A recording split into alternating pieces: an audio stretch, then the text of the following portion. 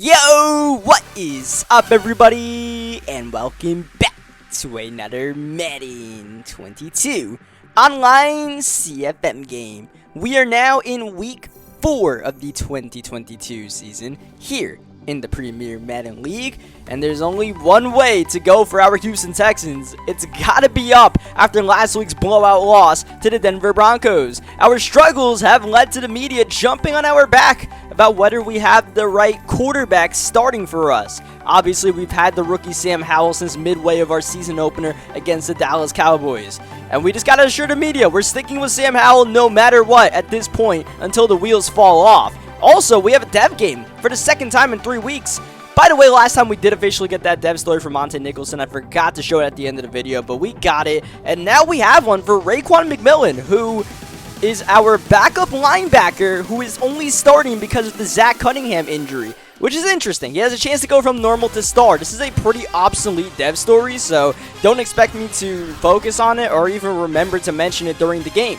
But hey, if some big play happens, then we'll be sure to try to point it out, as we have ourselves a matchup against the Washington football team, who is winless entering this game. Perhaps we have found a team down more bad than we are, as we are underway with this Week 4 matchup here at FedEx Stadium. Washington is 0-3, but they were a playoff team last season, winning the NFC East, so we know they are a formidable opponent and ready to erupt at any given time. Also, we're very familiar with Washington because we played them in Week 1 of the preseason this year, as 3rd and 1 up the middle, gaping hole for Antonio Gibson to get the first down in about 15 to 20 yards. Afterwards, play action for Malik Willis, and once again, we have ourselves a battle of rookie quarterbacks, just like Week 2 against the Raiders. But this is a more prolific battle, as we're facing the number 5 overall pick in the draft out of Liberty, Malik Willis, and we got our boy out of North Carolina, Sam Howell. That is not going to be a first down for Antonio Gibson. They tried to sneak in the run on 3rd down, so it's going to be 4th down and inches. Washington on the field, out the shotgun. They'll run it with Gibson once again, and Antonio Gibson, a superstar running back, so we already know he's going to be the main threat in this game, especially to try to aid their rookie quarterback. Oh, Willis! That's a dangerous run. He's able to hang on to the football, keep the drive going. What an opening drive this has been for Washington so far. They'll face one more 3rd down and short, and this one going RPO, and that's going to be Diami Brown on the reception. And once again, 3rd and short would give up the first and extra yardage afterwards. If we can just figure out 3rd down, we'll be fine, as Roquan gets the stop on 1st. Here's Gibson snaking his way through, and one more time, 3rd down and 2. Can Washington continue to push forward? They'll go read option with Willis, and they will not get the first down. So once again, a 4th down decision for Washington. This time, they'll put the field goal unit out there, up and good. So an opening drive that takes 6.5 minutes ends in 3 points for Washington. A couple of 3rd down conversions, a 4th down conversion in there, but Haskell Garrett making the tackle on the read option eventually ends the drive in 3 instead of 7, which is, we'll call that a slight win for our defense, as Tyus Howard is injured. That'll be something to watch. We're already down a couple of offensive linemen in this game, as we are going to be down Sam Howell at that moment. We are down Kenyon Green, and now we're down Tyus Howard as well. So that's both of our starting guards, as Nico Collins gets the reception out of bounds, and Tyus Howard is actually going to be out for the rest of this game and a couple of weeks afterwards. So our offensive line, which has really underperformed this season, is now starting to face a couple of injuries. Not a great sign, as we hand it off to the alligator. He'll get a gain of about 3 yards. 3rd down and long late in the 1st quarter. Howell dropping back, going in the corner, got him. It's Chris Olave making the play, and Sam Howell delivering the dime, as Jonathan Allen absolutely stuffs the alligators. 2nd down after the loss of a yard, and as Jonathan Allen inside once again, not giving the rookie sufficient time to make a read. Last play of the 1st quarter, Sam Howell, watch out! Jonathan Allen has single-handedly derailed this drive. Let's see if we can at least get 3 out of it. It's going to be a long field goal, 57 yards away. And how about that? Kaimi Fairbairn knocks it through with a couple of yards to spare, which is impressive. Fairbairn has 94 kick power,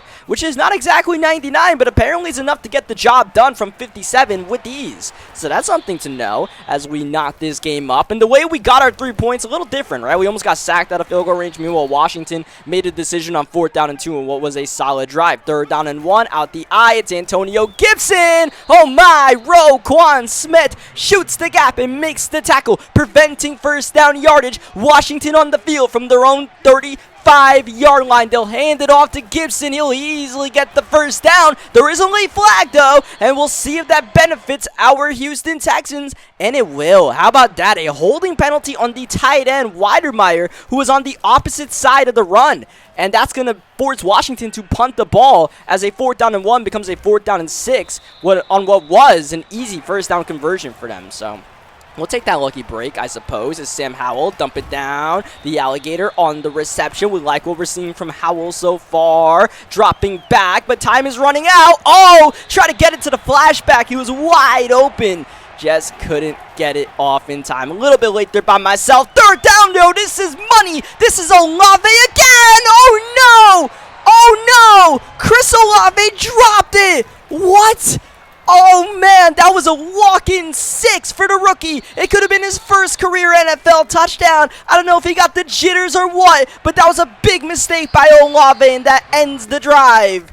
Oh, man, at the very least, we had a big play on our hands. Oh, and nearly got a big play on Willis, who tried to escape the pocket. We have him contained. 3rd down and long for Washington, and Willis dropping back. 3-man rush by the Texans. The coverage is strong, and Tremon Smith gets the interception. The pass intended for McLaurin finds the Texans defense instead. Instant red zone opportunity and a chance to bounce back after that Olave drop. Is Sam Howell keeping it? Howell tried to snake his way through some space. Gonna make it a 3rd down and 1. Out the Wildcat. Olave was actually a quarterback, and that's gonna be a timeout by us. That might have been a little bit too much with that Wildcat. So we'll kill the play. Come out in the little pistol spread on 3rd down. Let Howell throw, and they'll call it a touchdown to Christian Kirk. Oh my, right on the edge. Christian Kirk is credited with the TD, no booth review, and that's 7 on the board for our Houston Texans. Tight window throw, and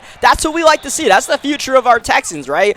Sam Howell put it in there. Christian Kirk make the reception, and Kyler Gordon get the interception. Kyler Gordon continuing to pile up the INTs. I believe that's going to be number 2 on the regular season for him. And once again, after this alligator run, we are back in the red zone with our Texans thanks to our defense as we set up the tight end screen here for Brevin Jordan. Jordan gonna get the 1st down and ridden down to the 7-yard line. Texans knocking on the door for another score. Sam Howell on a design quarterback run, maybe got a yard right there, not much more than that. Is Josh Gordon bouncing around? There is a penalty on the play, and that might be on our Texans. It is. That's the backup in there for the Titus Howard injury, Jeremy James, who is gonna get the late holding flag. That's going to make this a 2nd down to go at the 13 after the Washington football team accepts the penalty. Howell escaping, has some space. He's going to take off, and he'll get about a gain of 5 yards. This will still be a tough 3rd down to try to convert. We'll give it a go. Howell, watch out! Never stood a chance. Jonathan Allen, what a game wrecker he has been.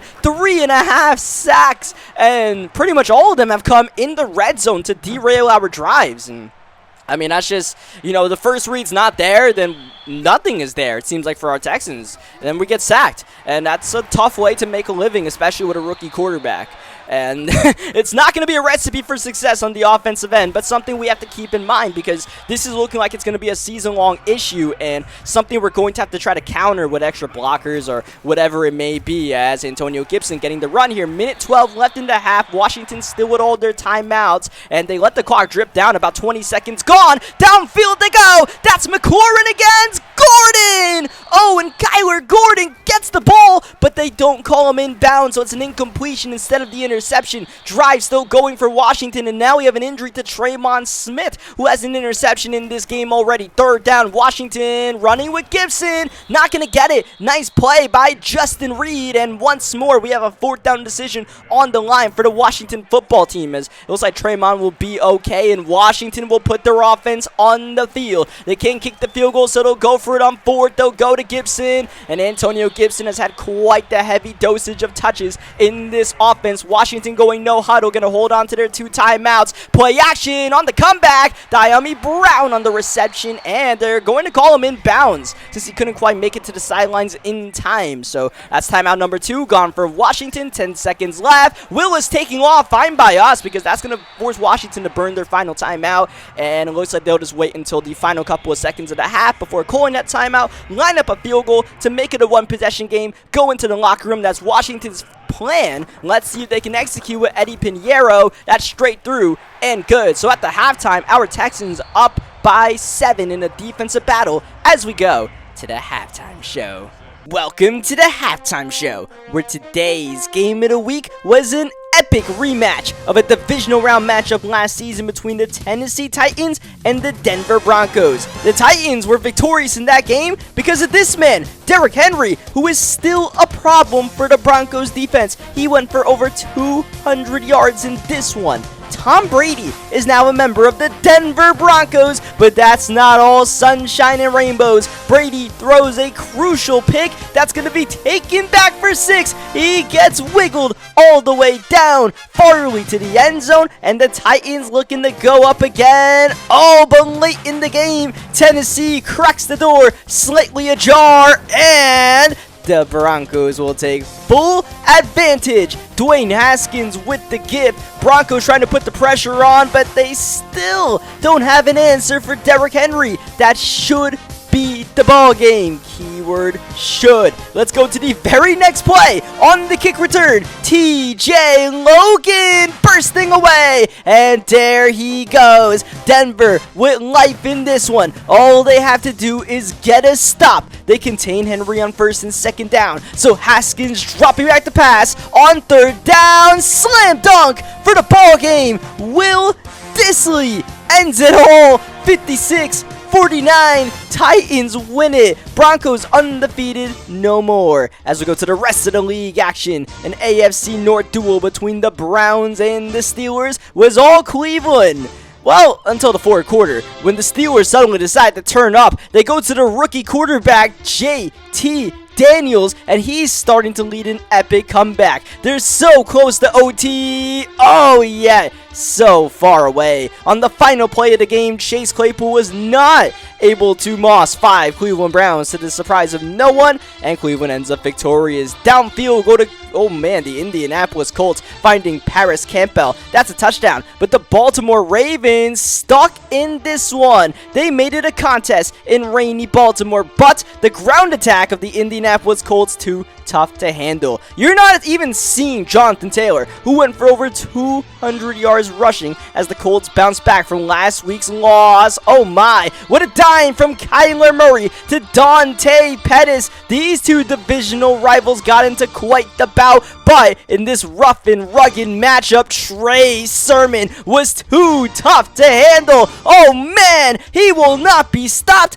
until he scores. 49ers to go 500 early in this season as the New York Giants look to become the first team to take down the Green Bay Packers in 2022. They had all the makings of the upset. A defensive touchdown, a special teams touchdown via John Ross, but their offense was stuck in neutral, and when it mattered most, there goes Aaron Jones to put the ice on that one. Meanwhile, downfield, that's Darnell Moss for the winless Las Vegas Raiders against the undefeated Jacksonville Jaguars. I gotta put emphasis on that because look at the score. You wouldn't be able to tell who was winless and who was undefeated. Well, Raiders winless no more. Jaguars undefeated no more. How about that win for Las Vegas? Meanwhile, a battle of winless versus undefeated. This is the way it's supposed to go. Patriots 4-0. Jets earning their 0-4 mark, going scoreless. Check out this. For the win. Talk about a pressure field goal from 56 yards away in borderline monsoon conditions, and it's good. The Buccaneers get their first win of the season in style. Here's an undefeated team that stays undefeated. The Dallas Cowboys give it to the Bengals all day long. And finally, the Seattle Seahawks. Downfield, they go for the touchdown. Seahawks go to 500. Vikings still looking for that first win. And we are back with second half action of Texans versus Washington. And our Houston Texans get the ball to start this second half. Our points scored have mainly come from our defense. Now let's see if our offense can put together a nice drive to start this third quarter to make a statement. Oh man, Sam Howell under duress every time he drops back, but is able to locate Josh Gordon underneath. And similar to what we did against the Raiders, we might need a lot of short dump downs to the flashback to get our offense moving, our passing attack with the lack of time we have in the pocket. A simple play like that to Chris Olave will have to take those drags when they're there. It's not a first down though, it's 3rd and inches. Oh no! The alligator never stood a chance. And on 4th and 4, we have to punt the ball, and that's harsh. 3rd and inches, you try to run it for the first down and you lose 3 yards. That's an indictment of our offensive line just truly playing at their worst right now. We are banged up there, and I guess it gets even worse. You would think maybe if we bench some of the guys that keep giving up sacks, it would get better. Nuh-uh, it does not, as Willis on the move, throwing in traffic, and that was McMillan. Remember the dev story? That was it right there. If we got the INT, Willis tested us and got away with it. Drive is still going. 3rd down yet again. Washington runs it on 3rd down, and Gibson gets a couple of yards, but not enough. How many times has Washington faced the 4th down? And it looks like they're actually going to punt it in this situation. So, oh man, it's going to be a great punt though. That's going to pin us at our own 2-yard line here as we drop back to pass. Howell, oh, a little bit behind Olave. Sweat able to get the swat as we run it with Gordon and just trying to get some safety yardage here to get us out of our own end zone. But here we are, 3rd down and 9. Sam Howell in a dangerous position. Unloading, that's an open man. It's Nico Collins in stride. Oh, Nico Collins, kiss him goodbye. 97 yards. My, what a breakdown by Washington as we just uncorked the deep ball, and Sam Howell puts a beauty on his wide receiver. Nico Collins has been pretty silent in this one, but what a time to make a play. And given the field position we were in, man, I mean, that's a true game changer. We are most likely punting the ball back to Washington in what is still a 1-possession game. Instead, Washington now down by 13, facing a 3rd down and 8. 5 wide for the rookie, Malik Willis. Oh my, the pressure gets there, and the simple dump down to Weidermeyer not going to be enough. So for the 2nd drive in a row, we force a Washington punt. And, you know, sometimes you second guess your decisions in hindsight. And if you're Washington, that 4th down and 1 where they punted the ball hasn't quite worked out for them, as we've scored a touchdown and now have gotten another stop, gotten the ball back up by 13, getting a first down. Josh Gordon in open space, making moves. What a run by the flashback. This time we fake it to Gordon. Quick dump down. Brevin Jordan starting to unload on this Washington squad, starting to get himself some easy yardage as, oh no, it's Josh Allen again. We got it off, and it's Nico Collins in the corner. He drags the feet and puts us at the 8-yard line. Getting away from Allen is the Alligators. 2nd down and goal. Late 3rd quarter. Howell keeping throwing. It's Christian Kirk. It's a touchdown, but most likely coming back. And a legal man downfield. And once again, that's Jeremy James racking up the penalties as we go to the Alligator on the counter run. Gonna get the yardage back here and make this 3rd down a legit chance for us to convert here. A touchdown at the start of the 4th quarter would be huge, but we gotta wait until the start of the 4th quarter to get that 3rd down play off. It's gonna be a jet sweep to Christian Kirk, cuts it inside. Oh, so close was Kirk, but it'll be a yard short. 4th down and 1. We're going to kick the field goal.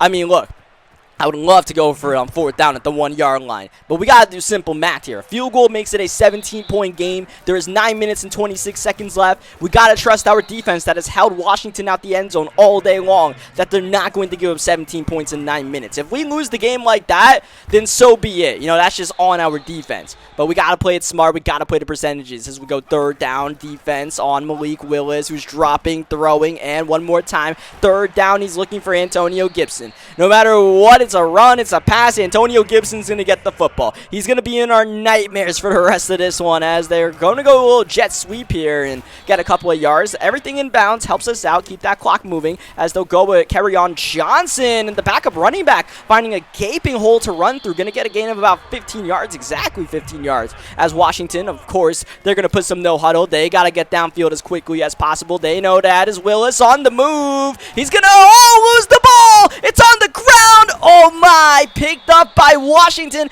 and they advanced it a couple of yards afterwards. That could have been the turnover that helped us put this game away for good. Instead, there goes Willis outside for Weidermeyer, who's got the touchdown. Jalen Weidermeyer, the 12th overall pick of the draft, finds the end zone, and unfortunately for Washington, that's going to be game over for Brandon Sheriff, their best offensive lineman. Booth reviews it, but they will call it good. Washington has some life in this one, and classic Madden should have had a fumble recovery, give up a touchdown on the next play.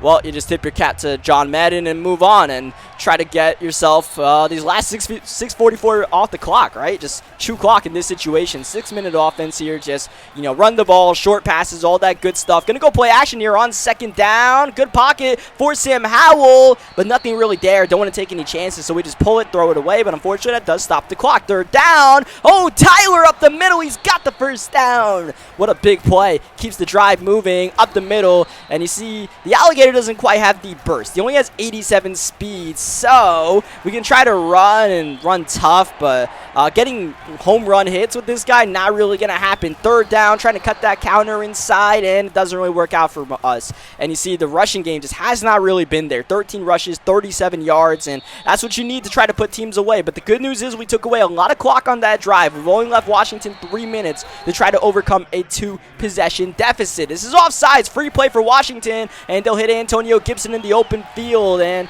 the good news for Washington is this will actually stop the clock. So they get the reception, and Nagbury goes offsides for whatever reason. Just a rookie mistake, I suppose, as Willis immediately rolls to the right side and is going to get tackled in the open field. Wow. Trey Jackson, that is why he was drafted with the 8th overall pick in this year's draft. The rookie out of USC with a sensational play on Willis. Third down, one more time, Antonio Gibson. On third down, Washington has ran the ball more than passed the ball, it seemed like, as they get the conversion. But one more play before the 2-minute warning clock is moving, and so is this Washington offense, as Diami Brown, I believe, beat Patrick Peterson to the inside, to the 23-yard line goes Washington. There goes Willis, breaking the pocket yet again. Oh, that pass got away from him and finds Patrick Peterson all by himself in the back of the end zone. It looked like he wanted his man in the corner, which, I mean, we probably had covered anyways with Roquan, but that pass made it way too easy for us as we run the ball on first down, run the ball on second down, and you know what? Third down and 11, just run the ball once again. Just take away all Washington's timeouts and just play the percentages at this point. Just say, all right, Washington, no matter what you do in these final 90 seconds, you need an onside kick to have a chance. Good luck.